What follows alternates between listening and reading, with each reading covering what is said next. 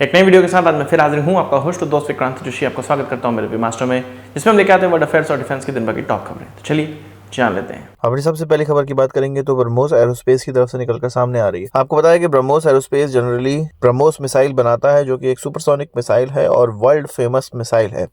अब ब्रह्मोस की तरफ से एक और चीज में हाथ आजमाया जा रहा है और इस बार लगता है कि ब्रह्मोस इसमें हाथ जो आजमा रहा है तो भारत की एक बहुत बड़ी प्रॉब्लम सॉल्व हो जाने वाली है।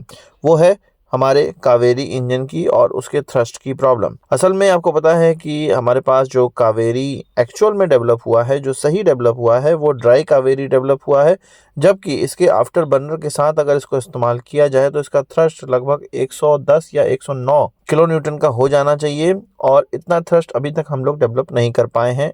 अगर कर भी लिया है तो वो अनस्टेबल है। हाँ, ड्राई कावेरी में डीआरडीओ कॉन्फिडेंट है और उसका थ्रस्ट हम लोग 50 किलो न्यूटन का जानते हैं। अब जो ब्रह्मोस एरोस्पेस की तरफ से डेवलपमेंट किया गया है वो आफ्टर बर्नर सेक्शन में है, जिसका की एक डिजाइन बनाया गया है जो कि 29 kilo Newton additional thrust develop कर सकता है। अब अगर तेजस के लिए या कावेरी इंजन को, जो कि 110 किलो न्यूटन क्लास का हम लोग डेवलप कर रहे हैं, उतना किलो न्यूटन थ्रस्ट अगर डेवलप करना है तो 29 किलो न्यूटन आ जाता है आफ्टर बर्नर से और 80 किलो न्यूटन अब हमें इंजन से डेवलप करने वाला इंजन बनाना पड़ेगा, जो कि फिर से जीटीआरई और डीआरडीओ के खेमे में बॉल पहुंचा देता है। और आफ्टर बर्नर सेक्शन, जो कि एक नया सेक्शन अभी डिजाइन हुआ है, ब्रह्मोस एरोस्पेस की तरफ से डिजाइन किया गया है, तो ब्रह्मोस एरोस्पेस अगर उसको बना रही है तो जाहिर सी बात है कि इसको बना ही लेगी। 29 किलो न्यूटन का आफ्टर बर्नर हम लोग डेवलप कर ही लेंगे। पंगा वहीं फंसेगा डीआरडीओ और जीटीआरई में।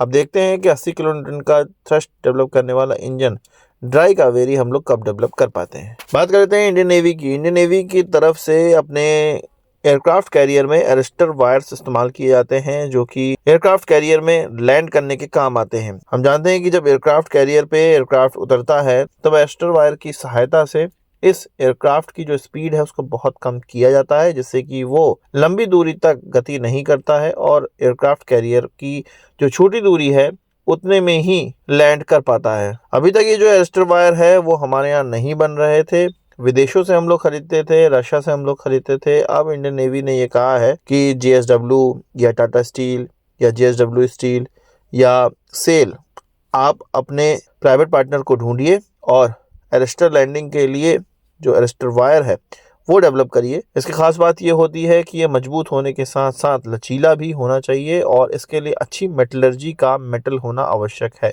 जो कि एक R&D इशू है और इसमें रिसर्च करने के बाद ही इस प्रकार का वायर डेवलप किया जा सकता है। हमारी जो स्टील मैन्युफैक्चरिंग कंपनीज हैं या स्टील प्रोड्यूसिंग कंपनीज हैं उनमें काफी कैपेबिलिटी है और अलग अलग प्रकार के उन्होंने स्टील डेवलप भी किए हैं। ये भी स्टील डेवलप हो जाएगा, बस कुछ समय इसमें लगाना पड़ेगा।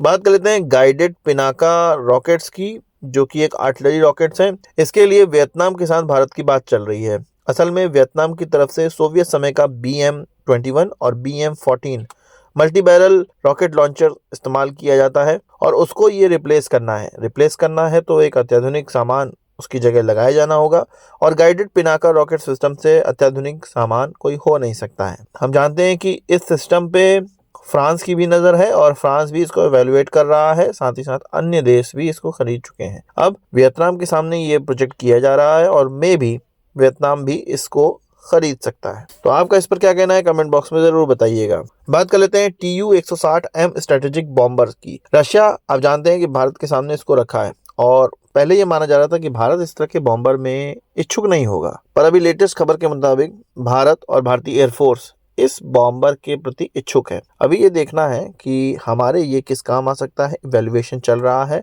पर हम अब इस तरफ देख रहे हैं कि हमारे पास बॉम्बर भी हो। इससे पहले रशिया ने अलग अलग प्रकार के बॉम्बर भारत के सामने रखे हैं, पर भारत कभी इसके लिए इच्छुक नहीं रहा है, क्योंकि इसकी जो कॉस्ट होती है, इसकी रनिंग कॉस्ट होती है, वो काफ़ी ज़्यादा होती है। उपयोगिता होने पर ही ये ऐसा इक्विपमेंट है जिसको रखा जा सकता है, नहीं तो इसको रखना भी काफ़ी महंगा होता है। इसीलिए भारत कभी भी इसके लिए इच्छुक नहीं रहा था।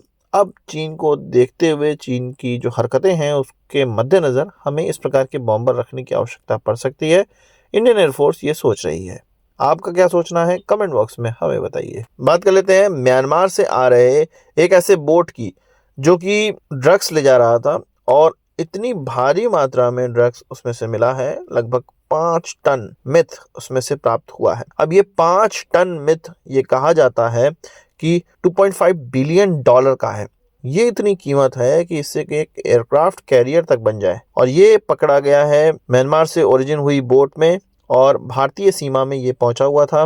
इंडियन कोस्ट गार्ड की तरफ से डॉर्नियर एयरक्राफ्ट के माध्यम से और पेट्रोलिंग वेसल्स के माध्यम से इतनी बड़ी क्वांटिटी में ड्रग्स पकड़ा गया है। और ये भारत के इतिहास में या इस तरह के ड्रग्स पकड़ने के इतिहास में बहुत बड़ी घटना है। इससे पहले इस प्रकार के जो ड्रग्स पकड़े जाते थे 1 टन या 1.5 टन पूरे साल में पकड़े जाते थे। अब आप समझिए कि 5-6 सालों का कोटा एक बार के कंसाइनमेंट में कर लिया गया है। ये जो ड्रग्स पकड़ा गया है असल में म्यांमार की तरफ से इलीगल पोचिंग हमारे वहाँ की जा रही थी समंदर में, और उसकी निगरानी के लिए कोस्ट गार्ड के शिप्स और एयरक्राफ्ट डिप्लॉय थे, और उसी में इस मिथ को पकड़ा गया है, इस ड्रग्स को पकड़ा गया है जिसका नाम मिथ है। अगर किसी को रेफरेंस चाहिए तो ब्रेकिंग बैड एक सीरीज थी जिसमें कि इस मिथ का नाम लिया गया था और इस मिथ का इस्तेमाल भी किया गया था। उसी के इर्द गिर्द ये सीरीज घूमती है। तो एक बहुत बड़ी कामयाबी भारत को प्राप्त हुई है। भारत के जितने भी सीमा की सुरक्षा करने वाले दल हैं उनके लिए एक बड़ी घटना है ये। आपका क्या कहना है कमेंट बॉक्स में जरूर बताइएगा। आज के इस वीडियो के लिए बस इतना ही। आशा करता हूँ वीडियो पसंद आया होगा। आपको एक बड़ा thumbs जरूर देंगे। इस वीडियो संबंधी सवाल सुझाव कमेंट बॉक्स में जरूर लाइएगा, और यदि आप हमारा चैनल सब्सक्राइब नहीं किया उसे भी कर लीजिए, क्योंकि हम इस प्रकार की वीडियो आते रहते हैं। नमस्कार, थैंक यू, जय हिंद।